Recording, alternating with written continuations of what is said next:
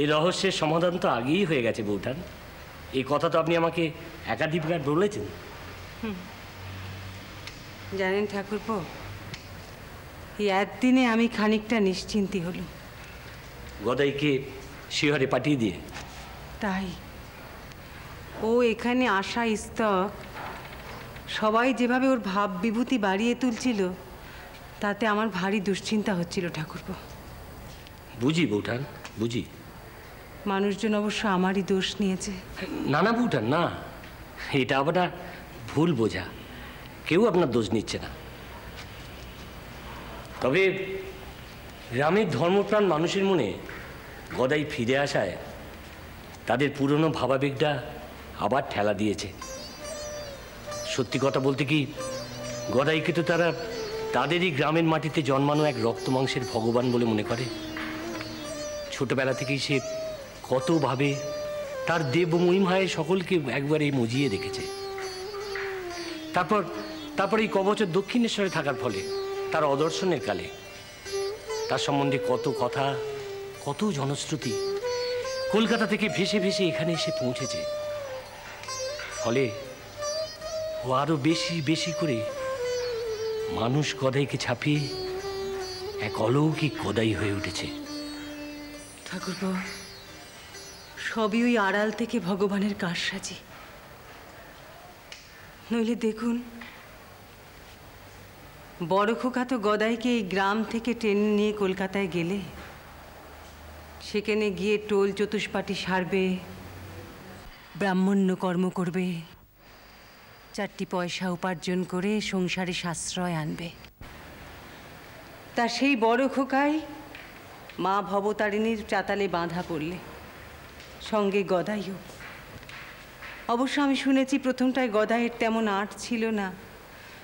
ও নাকি মন্দিরের ভোগ নৈবেদ্যও গ্রহণ করত না। কিন্তু হলে কি হবে, ওই মাই তাকে ভুলিয়ে ভালিয়ে ঠিক বাঁধলেন। যাকে এবার তো তাহলে আপনি নিশ্চিন্তি? সে ব্যাপার তো কোনো রকমে চুকুবুকে গেছে। হ্যাঁ, কি জানি, আসলে এখানে এসেও তোর ভাব তেমন কাটেনি ঠাকুরপো। এই তো কদিন আগে উঠেনে পড়ে মা মা বলে মুখ ঘষ্টাতে লাগলে, তাই তো ওকে ভিটে ছাড়া করলুম। কামারপুকুরের স্থান মাহাত্ম্য তো আপনি জানেন ঠাকুরপো। তাই শিহরে পাঠিয়ে দিলুম, যদি ওখানে থেকে এসে মনটা একটু পাল্টায়। তাছাড়া ওখানে আমার হেমাঙ্গিনী মা আছে, তার ছেলেরা আছে। আমি রামচাঁদকেও বলেছি ওখানে গিয়ে একটু খোঁজ খবর নিতে, আর দরকার হলে ওর ওই ভাবটাপ ছাড়াবার ব্যাপারে যেন হেমের সঙ্গে সে কথা বলে। দেখুন ঠাকুরের কি ইচ্ছে। তবে এই রামচাঁদ আর হেমাঙ্গিনী আপনার ভাগ্নি, আপনার পরম নিকটজন। রামচাঁদকে তো আমি জানি, খুবই দায়িত্ববান ছেলে। হ্যাঁ, সে অবশ্য নিজেই বলেছিল তার কাছে গদাইকে সে নিয়ে যাবে। আমি মত করিনি, কেননা তার ওখানে গিয়েই তো এদের বাপ চলে গেল, আর ফিরে এলো না। বাবা, সূর্য আজ কোন দিকে উঠেছে গো? ঠিক বৌঠান, আপনি কিন্তু কদিন এমুখো হননি। তো কিসের চাপানুতর চলছিল দুই ঘরে? কি বলছো কি? যাকে ছেড়ে দিন সব কথা। বৌঠান, আপনি বসুন, পান সুপুরি খান, আমি একটা কাজ সেরে আসছি। বসুন আপনি।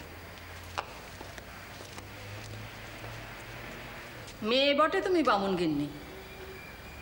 কেন গো মালতীর মা, আবার কি অপরাধ করলো?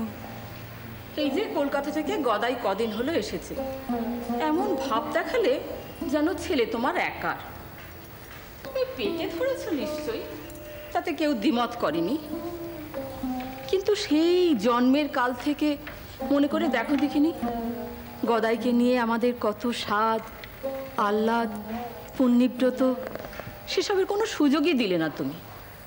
হুট করে তাকে শিহরে পাঠিয়ে দিলে, আমাদের কারোর সঙ্গে একবারও পরামর্শ প্রয়োজন মনে করলে না।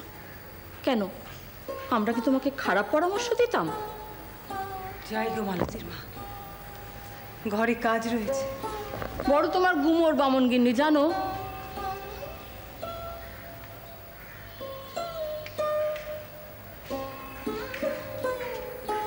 হবে।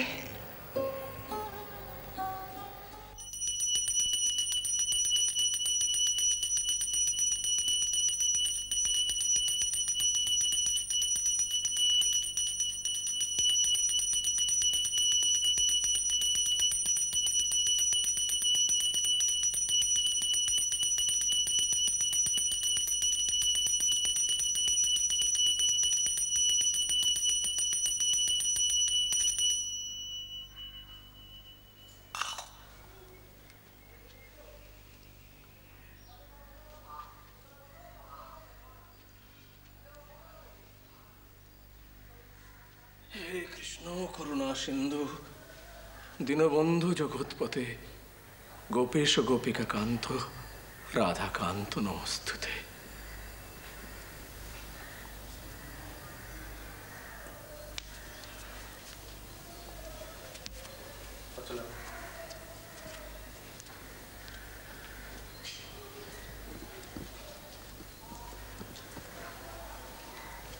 ও রানীমা, আপনি এখানে?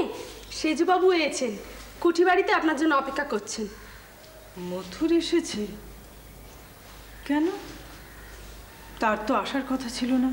না মানে আপনার খবর নিতে এসেছেন। আপনি শরীর খারাপ নিয়ে জানবাজার থেকে সোজা এখানে চলে এসেছেন তো তাই। আর তাছাড়া কি গো গোপাল দাদা, তোমার বুঝি আজ সকালে জানবাজারে ফিরে যাওয়ার কথা ছিল? হ্যাঁ। কই, তুই তো আমাকে কিছু বলিসনি কেন? আমি ওখানে যাব না, তোমার কাছে আমি থাকবো। বলে কি দেখো।